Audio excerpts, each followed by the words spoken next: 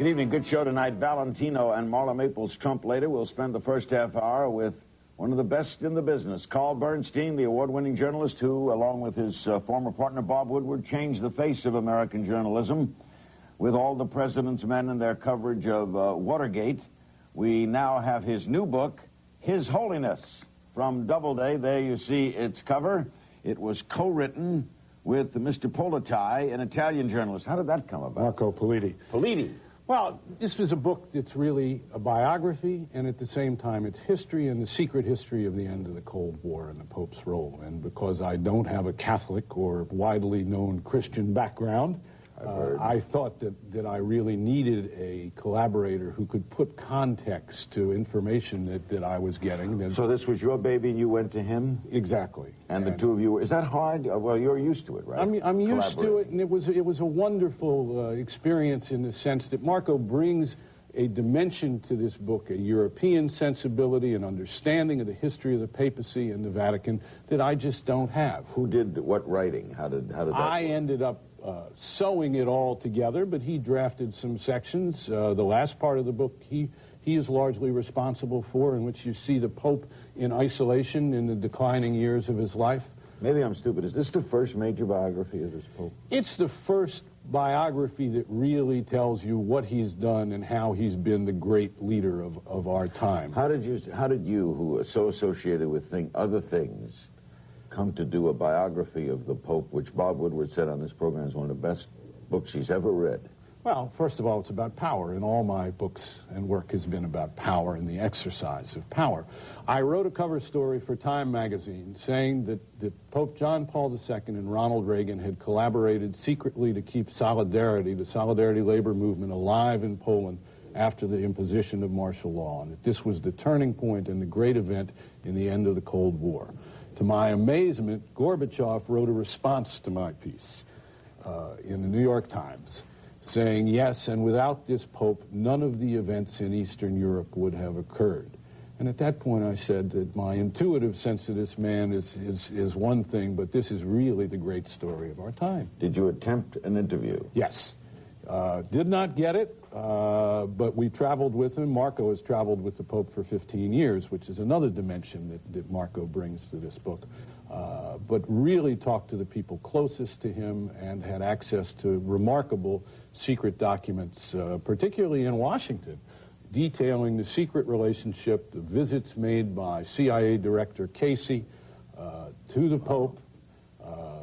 Special Ambassador Vernon Walters undertook visits every 6 months that were totally secret, one of the biggest secrets that we had to see the Pope. You got the cables? I got the cables, and they're amazing. amazing. Print them in the book? Yes, some of them. It talks about how the Pope examined satellite photos showing Soviet troop deployments. We shared all of our most important intelligence with the Pope, particularly about Poland, which was the linchpin to the end of communism, and the Soviet Union. Marco may better be able to answer this, but I'll ask it of you. Why don't popes do interviews? I think they feel they're above it. I think that's a good enough reason. I mean, they'll talk occasionally to a cardinal who do a Q&A. Well, this Pope is the most media-conscious Pope there's ever been. He's written a book. He puts out the version of events that he wants to be put out. And he has done interviews. He does interviews in which he has the questions submitted to them, and then he brings it out as a book later.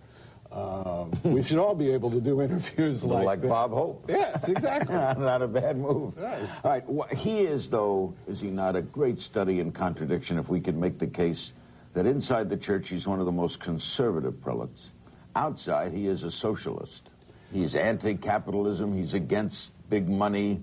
He thinks we should share the wealth, etc. Is he two people? He is more than anything a man of contradiction. He feels very close to women, and at the same time he has a tormented relationship, obviously, with all of womankind. He's got huge problems with the women in his church. They're leaving. The nuns are angry at him for not giving them an increased role in the church. He is a dogmatic conservative and a liberal humanist. You can't find very few of them in the United States, very few of them anywhere. How do you explain it? You must go back and explain this. Well, I think you have to look at his Polishness. He grew up under the Nazi occupation and then under the communists in Catholic Poland, which was an area of Catholicism that was untouched by Western Catholicism. But I think the important thing to understand about this man is that he believes he is divinely inspired. He is a mystic. That's the other key thing about him. He is a true mystic. He prays 6-8 hours a day, laying down on the floor, his arms prone as if he were on the cross. He believes in apparitions of the Virgin, believes his own life has been saved by the Virgin of Fatima. So he seeks and acts on what he believes is divine inspiration. And this was particularly true in his struggle with the communists, and particularly true in deciding that he and Ronald Reagan could work together. That's where the humanism came from, right? The struggle against oppressors. Well, I think the humanism comes from his interpretation of God's will. I think it's more than just oppressors. He is someone who believes, he is a great champion of human rights and universal values, although there are women who would say that... But in the area of human rights, abortion aside, maybe the #1 spokesman in the world. Absolutely. He and Nelson Mandela are the only great spokesmen in the world for universal principles. Our guest is Carl Bernstein. The book has been published in, 15 countries simultaneously? 12 countries. 12 countries. That may be a first. The book is His Holiness. The publisher in the West is Doubleday. We'll be back with Carl Bernstein on Larry King Live right after this. In Poland, you experienced Nazism and communism. As Pope, you suffered a terrorist attack that nearly claimed your life. Still, you proclaim that the central message of our own time, that the central message of all time is not hatred, but love. Say tonight's show is devoted to Rome. Valentino later. Our guest is Carl Bernstein. His book, His Holiness, from Doubleday, written with Marco Politi, right? Right. And published in 12 countries simultaneously. Carl Bernstein has always been very good at unearthing secrets. He finds a big one in this book, which is... Well, the United States' greatest secret of the end of the Cold War was that it spent $50 million for the CIA to keep Solidarity alive underground after martial law had been imposed by the communists. And I went to Bob Gates, who had been Bill Casey's assistant director and later director of the CIA, and I said, how did this secret keep? Because had it been blown, it would have been devastating, and the whole Cold War might have turned out differently. And he looked at me and he said, good secrets keep, bad secrets leak.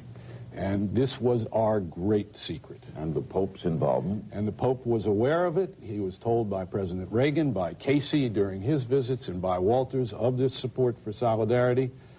He gave his own financial support to Solidarity.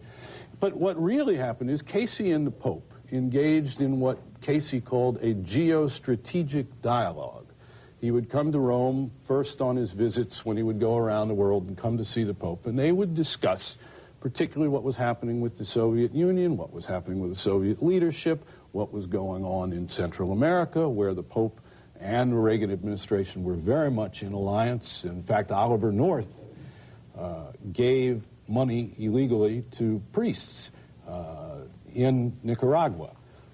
So this was an alliance quite unlike anything that had ever happened. Was it a tough story to work? Yes, because it was an institution I was unfamiliar with, and at the same time, you know, I believe people tell the truth. People want to tell the truth. And if you're a good listener, and you go to see them, and they know you have no preconceived notions about what it is you're going to write except what you find out to be the truth, you learn great things. What surprised you the most? The greatest surprise about this secret alliance to me, the greatest surprise about the Pope was his mysticism. But the greatest surprise about the secret alliance, I think, was the fact that the Pope was the crucial factor in our introducing cruise missiles into Europe. As a deputy Secretary of State told me, the American bishops, the European bishops were all against the deployment of those missiles, which were the crucial aspect of American strategy in the Reagan defense buildup. And as the deputy told me, he said, if the Pope had gotten up one Sunday and said, we don't want cruise missiles in one of the Catholic countries in Europe, this would have been the end of the deployment of cruise missiles. So what the secret cables from Walters show is almost every visit that Walters made to visit the Pope. You see the reference, it says, I showed the Pope the overhead photography. This means the satellite photos. And then he says, I gave him the SS-20 briefing, which is to brief him on American nuclear strategy and why the United States felt that those missiles were so important in Western Europe. Therefore, he is not just one of the more important popes, he's one of the more important people. He is one of the great political figures of this century. And certainly with Gorbachev and Reagan, these are the three men that have dominated the last part of our century. Why didn't Gorbachev and Reagan discuss this more? Why didn't they give him credit? They do. They do. I went to see Ronald Reagan in 1991 when I first worked on this story, and I said, Mr. President, how did this happen? And he said, it was easy. I wanted to make them an ally, he said, of the Vatican. And that's what he proceeded to do.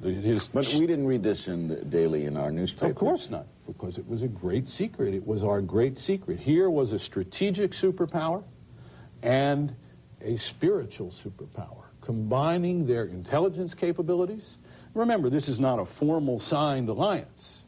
This is a convergence of interests, parallel interests. Can one say maybe religion shouldn't have been involved in this kind of story? Well, I think another pope might have said, leave me out? Well, I think there are more serious questions about the separation of church and state in America. In that area. We certainly don't show satellite photos to the Dalai Lama. So clearly and the Pope is in great competition. Or to the head of the Greek Orthodox Church. Well, exactly, and he's in competition for souls with the Protestant fundamentalist sects, with Muslims, and each time the Pope would go to a country that he would visit, and this is the most peripatetic Pope, of course, there's ever been. He's traveled, to 100 countries in the world. We would brief him on the country he was about to go to. He would receive the CIA briefing materials on that country. So it raises some serious questions about... Extraordinarily bright? Very bright, extraordinarily bright. He's a poet. He's a philosopher. Playwright. He's a playwright.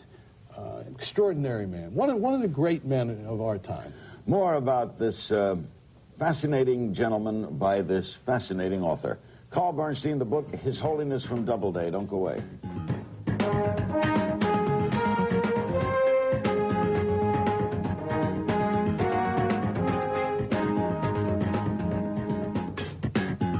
Back a little. The book, His Holiness. Back a little. How did Pope John Paul II get to be Pope? Well, his predecessor died after 33 days. He's been Pope how long now? He's now been Pope since 1978. So he's been Pope longer than any other Pope in this century except one. And though he's very ill and infirm, he wants to be alive for the millennium. And I wouldn't count him out. You would not? I would not. He looks so frail. He is frail. He's got Parkinson's. He may have another tumor. He's undergoing what they say is an appendectomy this week. Which I think will also involve some exploratory surgery. He's been shot. The assassination is fascinating. But how did he get to be Pope before? He got to be Pope because the cardinals were looking, one, for someone who was tough on doctrine, which he is, who was a humanist, who could be a force at the same time against the trends toward materialism in the West, back toward more spirituality, and above all, his experience with the communists. They were finally ready for a non-Italian pope, the first non-Italian pope in 450 years. And they chose someone that nobody could say, I totally dislike or I totally love. Exactly.